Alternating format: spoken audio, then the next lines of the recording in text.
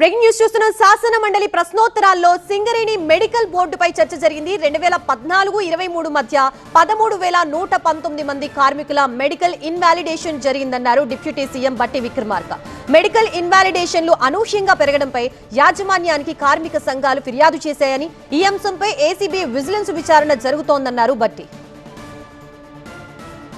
15-19 నుంచి 2020-23 వరకు మొత్తం 5 సంవత్సరాల్లో 13,119 మంది ఇన్వాలిడేషన్ కిందకి వచ్చారు. అంటే ఈ సంఖ్య ఒకటేసారి చాలా పెద్దగా జంప్ అయిపోయింది.